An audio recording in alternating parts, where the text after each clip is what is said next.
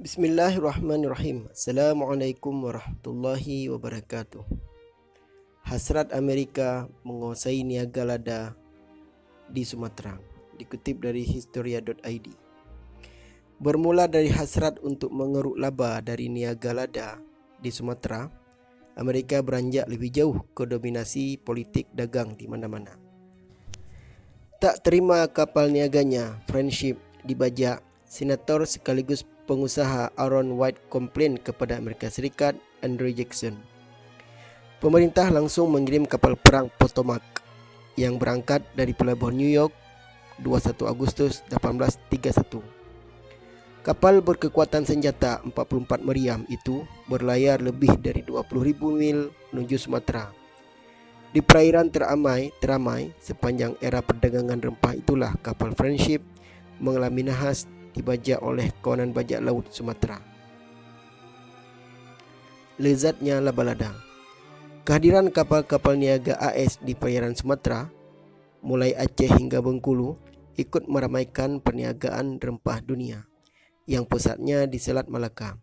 Jonathan Carnes, seorang pelaut asal Salim, Massachusetts, memelopori keterlibatan AS dalam perniagaan rempah dunia dengan pelayarannya langsung ke Bengkulu pada 1793. Dalam kunjungannya untuk memperluas area perdagangannya itu, dia mendapat pelajaran bahwa rempah, terutama lada, merupakan komoditas paling baik untuk mengeruk laba.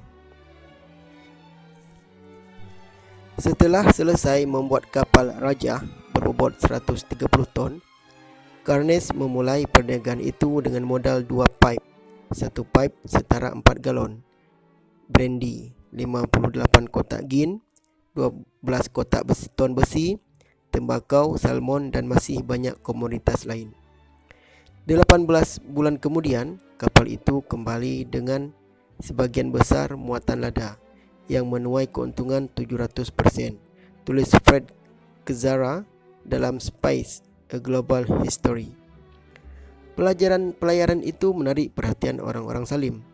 Setelah berusaha payah mencari tahu lokasi yang dirahasiakan Carnes, banyak orang Salim lain kemudian terjun dalam perniagaan rempah. Pada 1795, kapal-kapal dari Salim menemukan jalan menuju pusat perkebunan lada yang besar dan masih baru di wilayah yang kini termasuk Aceh Selatan, yakni pantai yang terletak antara Susuh, waktu itu disebut Susu, dan Trumon. Hingga 1803, pantai tersebut menghasilkan sekitar 5.000 ton lada dan sebagian besar dikirim ke New England, tulis Anthony Reid dalam Sumatera Tempo dulu. Banyak pebisnis Amerika, terutama dari Salim, yang terjun dalam perniagaan rempah dengan Sumatera. Hal itu ditunjang oleh adanya kerjasama dengan Aceh yang kala itu merupakan entitas politik terpenting di Sumatera. Simbiosis mutualisme terjadi di antara keduanya. Kerajaan Aceh menjadi kekuatan utama di dalam perniagaan rempah di Tenggara dengan penolakan invasi Belanda dan menjalin hubungan dagang dengan para niagawan asal Salim. Tulis buku berjudul Liberty, Equality, Power: History of the American People, Compact Edition. Wanginya laba dari lada membuat pelayaran pantai timur Amerika Sumatera kian meningkat. Sepanjang lebih dari 3/4 abad sejak timbulnya niaga itu, hampir 1.000 nelayan pelayaran antara Salim dan Sumatera di Hindia Timur. Salim tercatat menjadi pelabuhan lada untuk dua sisi Atlantik. Pada paruh pertama abad ke-19, Salim tak hanya mensuplai lada hitam ke pantai timur AS tapi juga ke Eropah. Lanjutnya, Amerika menjadi penyedia utama lada bagi Eropah, tulis Reid. Politik niaga. Namun keuntungan dari niaga lada bukan tanpa risiko. Sejak awal, para pebisnis Salim menyadari hal itu. Persaingan dengan pebisnis Eropah juga amat ketat di Sumatera. Inggris misalnya telah mendapatkan monopoli lada dari Laube Dapa, kepala daerah Susoh, dengan perjanjian niaga yang mereka buat pada 1787. Kapten Jeremiah Briggs mengalami ketatnya persaingan itu di muka mukik. Dia harus adu cepat dan adu kuat dengan para niagawan pelaut Inggris. Kalau memang kita harus berperang, maka yang terkuat harus mempertahankan diri, kata George Nichols, kapten kapal Inggris aktif menggertak Briggs, termuat dalam Sumatera Tempo dulu. Sebagaimana kapal-kapal niaga lain, kapal-kapal niaga AS juga menjadi langganan pembajakan. Dari waktu ke waktu, kapal-kapal Amerika dirampas oleh gerombolan orang Aceh. Seringkali disebabkan oleh konflik yang muncul akibat masalah harga ataupun perilaku liar dari kedua belah pihak, tulis Reid. Pada 1831, kapal Friendship milik Aaron White yang menjadi korban pembajakan. Bajak laut menyerbu kapal dagang AS Friendship dan membunuh beberapa pelautnya. Kru yang masih hidup di pantai melarikan diri ke pelabuhan lain di mana beberapa kapal dagang AS lainnya datang membantu. Mereka akhirnya bisa memulihkan Friendship, tetapi muatannya senilai $40,000 lenyap, tulis Brandon January dalam The Aftermath of the Wars Against the Barbary Pirates.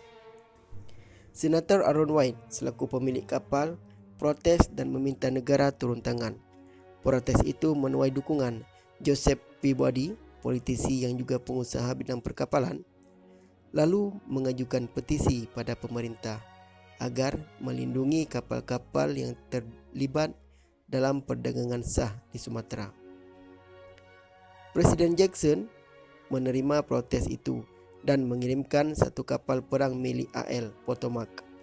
Di bawah komandan Commodore John Downes, pelayaran Potomac tak hanya menjadi pelayaran pertama internasional kaptennya, tapi juga mempelopori eksistensi AS yang sebelumnya memilih netral di dunia internasional. Oleh Jackson, pelayaran itu disebut sebagai upaya untuk menghukum dan memberi pelajaran kepada bajak laut. Pada 1832, Potomac berhasil menyelinap masuk ke perairan Kuala Batu, Aceh dengan menyamar sebagai kapal Belanda yang kala itu memblokade perairan Hindia.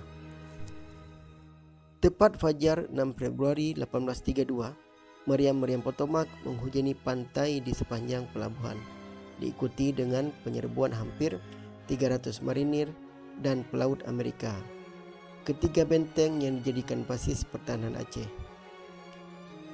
Meski mendapatkan perlawanan, mereka tak menemukan kesulitan dan berhasil merebut ketiga benteng itu.